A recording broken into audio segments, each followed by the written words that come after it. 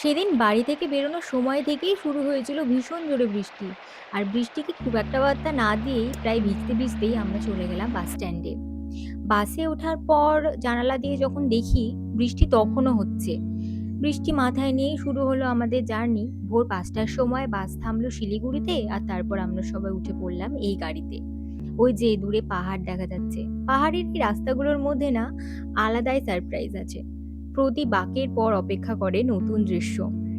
কিছুটা যাওয়ার পর সবার ভীষণ খিদে পেয়ে গেছিল, আর তাই আমরা একটা দোকানে ব্রেকফাস্টের জন্য দাঁড়ালাম। এই জায়গাটাতে ভীষণ ঠান্ডা ছিল।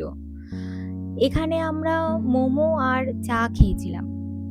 মোমোটা ভীষণ টেস্টি ছিল। ওখানে খাওয়া দাওয়া করে আবার আমাদের গাড়ি চলতে শুরু করলো। ও, আমরা কোথায় যাচ্ছি সেটাই তো বলা হয়নি। আমরা যাচ্ছি নেপালের একটা খুব সুন্দর গ্রামে, টুমলিংয়ে। নেপাল ঢোকার আগেই মানেভঞ্জনে আমাদেরকে অনেকক্ষণ দাঁড়াতে হয়েছিল।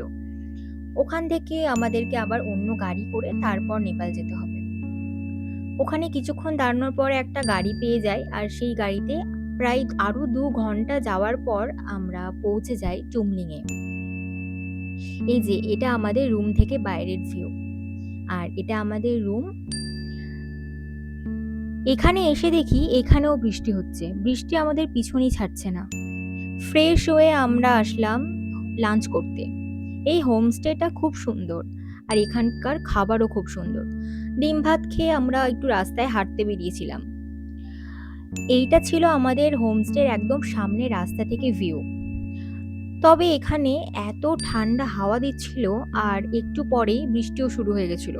তাই জন্য আমরা এখানে বেশিক্ষণ থাকতে পারিনি। কিছুক্ষণ থেকে আমরা রুমে গিয়ে একটু ঘুমিয়ে সন্ধ্যেবেলা উঠে চা খেতে আসি।